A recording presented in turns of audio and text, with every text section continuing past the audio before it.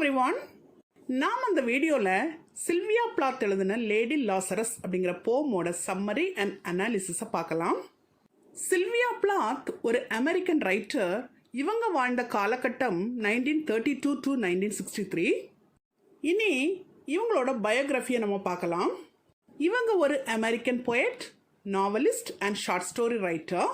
இவங்க அக்டோபர் 27, 1932 அன்னைக்கு United ஸ்டேட்ஸில் மேசச்சூசெட்ஸில் Boston அப்படிங்கிற பிளேஸில் பிறந்திருக்கிறாங்க. இவங்களோட ஃபாதர் ஓட்டோ பிளாத் ஒரு ஜெர்மன் இமிக்ரெண்ட். அது மாதிரி அவங்களோட அம்மா ஆரலியா பிளாத் ஒரு ஆஸ்திரியன் இமிக்ரெண்ட். சில்வியா பிளாத்தோட பென் நேம் விக்டோரியா லூக்கஸ். இவங்க தன்னோட எஜுகேஷனை Smith College, Newnham College and Boston யூனிவர்சிட்டியில் கம்ப்ளீட் பண்ணியிருக்கிறாங்க. இவங்க தன்னோட 8வது வயசுல இருந்தே பொயட்ரி எழுத ஆரம்பிச்சிட்டாங்க. இவங்களோட ஃபர்ஸ்ட் போம் போஸ்டன் ட்ராவலரில் பப்ளிஷ் ஆகிருக்குது. ஏரியல் அண்ட் த பெல்ஜார் ரெண்டுமே இவங்களோட நோட்டபிள் ஒர்க்ஸ். 1982 இவங்களோட த கலெக்டட் போம்ஸ்க்கு பொயட்ரிக்கான புலிட்சர் ப்ரைஸ் கிடச்சிருக்குது. இவங்க 1956 தன்னோட ஃபெல்லோ பொயட்டான டெட் ஹியூஸை மேரேஜ் பண்ணியிருக்கிறாங்க. அப்புறமா 1962 அவரை விட்டு பிரிஞ்சிடுறாங்க. இவங்களுக்கு 2 குழந்தைங்க இருக்கிறாங்க. இவங்களோட மேரிட் லைஃப் பீஸ்ஃபுல்லாக இல்லை. தன்னோட ஹஸ்பண்டால் நிறைய டார்ச்சர் அனுபவிச்சிருக்கிறாங்க. அது மட்டும் இல்லை, இந்த பேட்ரியார்கல் சொசைட்டி அவங்கள பல விதத்துலேயும் சப்ரஸ் பண்ணியிருக்குது. ரொம்பவும் மனம் உடைஞ்சு போய் February 11, 1963 அன்னைக்கு இங்கிலாண்டில் லண்டனில் சூசைட் பண்ணிக்கிறாங்க. அப்போது அவங்களோட ஏஜ் 30. இனி இவங்க எழுதின லேடி லாசரஸ் அப்படிங்கிற போம் பற்றி ஒரு சின்ன இன்ட்ரொடக்ஷன் பார்க்கலாம். இந்த போமை இவங்க 1962 எழுதியிருக்கிறாங்க. இவங்க இறந்ததுக்கு அப்புறமா 1965 ஏரியல் அப்படிங்கிற புக்கில் இந்த போம் பப்ளிஷ் பண்ணப்பட்டிருக்கு. இது ஒரு கன்ஃபெஷனல் பொயட்ரி. இதில் இவங்க தன்னோட தற்கொலைக்கான எண்ணங்களையும் தற்கொலை முயற்சிகளையும் எக்ஸ்பிரஸ் பண்ணியிருக்கிறாங்க. இது முழுக்க முழுக்க ஒரு பர்சனல் அண்ட் கன்ஃபெஷனல் போம். இதில் சில்வியா பிளாத் தன்னோட மன போராட்டங்களையும் சூசைட் ஐடியாஸையும் டிஸ்கிரைப் பண்ணி எழுதியிருக்கிறாங்க. இந்த போம் மூலம் நாம் பொயட்ரிக்கும் டெத்துக்கும் இடையில இருந்த காம்ப்ளெக்ஸ் ரிலேஷன்ஷிப்பையும் அவங்களோட டிசைர் ஃபார் அட்டென்ஷனையும் அவங்களோட ஸ்ட்ரகிள் ஃபார் இண்டிவிஜுவாலிட்டியும் நம்ம புரிஞ்சிக்க முடியுது. அது மட்டும் இல்லை, அவங்க டிப்ரெஷன்னால் லைஃப் லாங்காக போராடினதையும் தன்னைத்தானே இன்னும் பெட்டராக புரிஞ்சிக்க அவங்க எடுத்த முயற்சிகளையும் நம்ம பார்க்க முடியுது. இது ஒரு ஆழ்ந்த அர்த்தமுள்ள போம். இதில் சில்வியா பிளாத் தான் ஏற்கனவே 2 முறை சூசைட் அட்டம் பண்ணி அந்த அட்டம் 2மே ஃபெயிலியரில் முடிஞ்சதையும் 3rd டைம் அட்டம் பண்ணுறதுக்கு முன்னாடி அவங்களுக்குள்ள நிகழ்ந்த மென்டல் டிரான்ஸ்ஃபர்மேஷன் பற்றியும் சொல்லியிருக்கிறாங்க. இது ஒரு ஃப்ரீ வேர்ஸில் எழுதப்பட்ட போம். இதில் 28 டெர்சட் ஸ்டான்சாஸ் இருக்குது. இந்த போமோட டைட்டிலில் வரக்கூடிய லாசரஸ் அப்படிங்கிற நேம் பைபிளில் வரக்கூடிய லாசரஸை மீன் பண்ணுது. பைபிளில் காஸ்பல் ஆஃப் ஜானில் லாசரஸ் இறந்ததுக்கு அப்புறமா ஜீசஸ் கிரைஸ்ட் அவரை உயிர்த்தள வைப்பாராம். அந்த லாசரஸ் ஒரு மேன், பட் இந்த போமில் வரக்கூடிய லாசரஸ் ஒரு லேடி.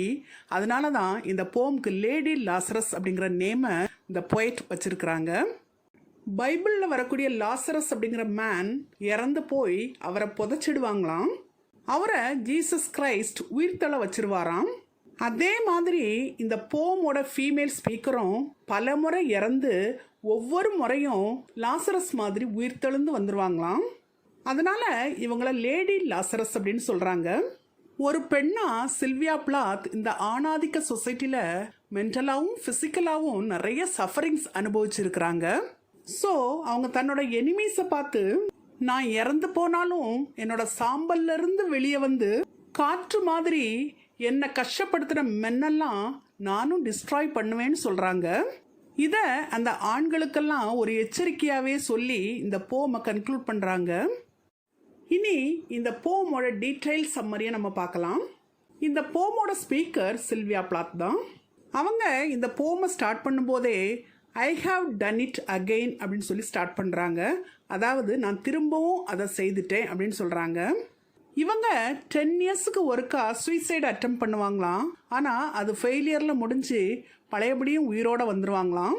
அதனால் தன்னை ஒரு லிவிங் மிராக்கிள்னு சொல்கிறாங்க.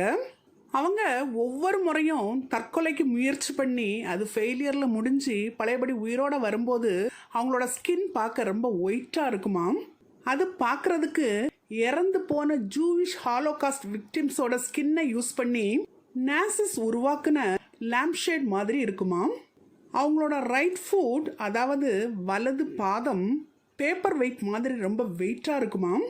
அவங்க ஃபேஸை பார்க்குறதுக்கு எந்த ஒரு யூஷுவலான ஃபீச்சர்ஸும் இல்லாமல் ஒரு பீஸ் ஆஃப் ஜூவிஷ் கிளாத் மாதிரி இருக்குமாம்.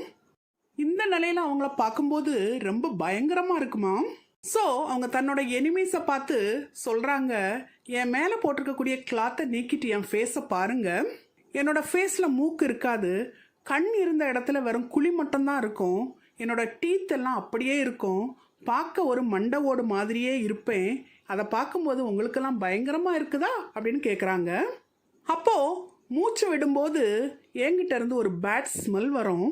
ஆனால் அந்த ஸ்மெல் மறுநாளே போயிடும். என்னோட கெட்டுப்போன ஸ்கின்னெல்லாம் மறுபடியும் பழைய நிலைக்கு வந்துடும். அப்புறம் மறுபடியும் நான் ஒரு ஸ்மைலிங் உமனாக மாறிடுவேன். இப்போ எனக்கு 30 இயர்ஸ் ஓல்டு ஆகுது. கேட் மாதிரி எனக்கும் 9 டைம்ஸ் இறப்பு வரும். இப்போ நான் இறந்தது அந்த 9 டைம்ஸில் 3rd டைம்.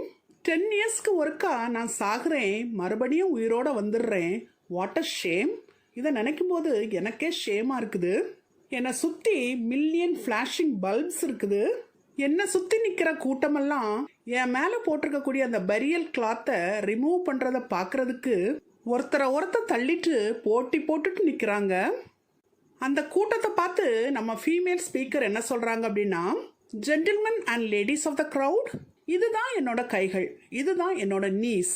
என் உடம்புல ஸ்கின்னையும் போனையும் தவிர வேற எதுவுமே இல்லை. நான் சாகிறதுக்கு முன்னாடி எப்படி இருந்தனோ அதே மாதிரி திரும்பி வந்திருக்கிறேன் அப்படின்னு சொல்கிறாங்க.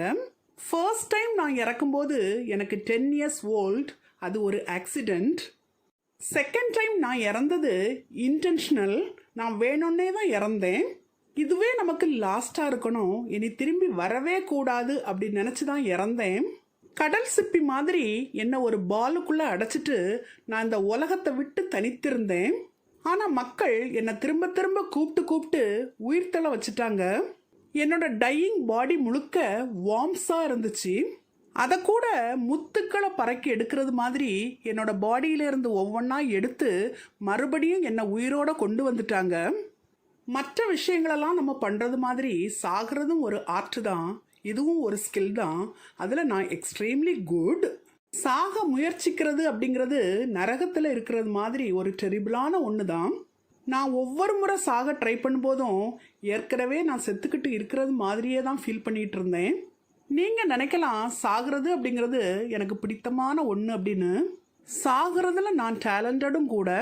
ஒரு மென்டல் ஹாஸ்பிட்டல் அல்லது பிரிசன் மாதிரி ஒரு சின்ன செல்லுக்குள்ளே சாகிறது அப்படிங்கிறது ரொம்ப ஈஸியான ஒன்று. ஒரே பிளேஸில் ஸ்டே பண்ணி அதே இடத்துல இறக்குறது அப்படிங்கிறது ரொம்பவும் எளிமையான ஒரு காரியம். என்னோட உயிர்த்தெழுதல் அப்படிங்கிறது கிட்டத்தட்ட ஒரு ட்ராமா மாதிரி. இறந்ததுக்கு அப்புறமா மிடில் ஆஃப் த டேல அதே பிளேஸுக்கு திரும்ப வாரது, அதே பாடிக்கு திரும்ப வாரது, இட் இஸ் அ மிராக்கிள் அப்படிங்கிற நாய்ஸை திரும்பவும் கேட்குறது, இதெல்லாம் என்னை ரொம்ப டயர்டாக்கிடுச்சு. அதனால நான் என்னை சுற்றி இருக்கக்கூடிய மக்களை பார்த்து கேட்குறேன், எல்லாரும் என்னோட ஸ்கார்ஸை பாருங்க, என்னோட ஹார்ட் பீட்டை கேளுங்க. என்னோட ஹார்ட் பீட் கண்டினியூஸாக எவ்வளோ ஃபாஸ்ட்டாக பீட் பண்ணுது அப்படிங்கிறத நீங்களே கேட்டு தெரிஞ்சுக்கோங்க. அப்போ தான் உங்களுக்கு என்னோட மன வேதனைகள் புரியும். நான் உயிரோடு இருக்கணும், நான் பேசுகிறத கேட்கணும், என்னை டச் பண்ணி பார்க்கணும் அப்படின்னு நினைக்கக்கூடிய என்னோட வெல் விஷஸாக இருந்தாலும் சரி, டாக்டர்ஸாக இருந்தாலும் சரி, நான் உயிரோடு இருந்து கஷ்டப்படுறத பார்த்து சந்தோஷப்படணும் அப்படின்னு நினைக்கக்கூடிய என்னோட எனிமீஸாக இருந்தாலும் சரி, நான் அவங்க எல்லாருக்கிட்டையும் கேட்குறது ஒன்று தான்.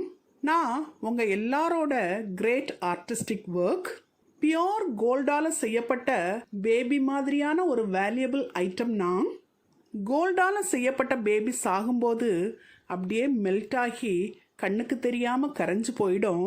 ஆனால் அதோட ஸ்க்ரீமிங் சவுண்ட் மட்டும்தான் கேட்கும். ஆனால் நான் உயிரோடு இருந்தே எரிஞ்சுக்கிட்டு இருக்கிறேன். அதனால தான் உங்களெல்லாம் விட்டுட்டு போயிடணும்னு நான் ஆசைப்படுறேன்.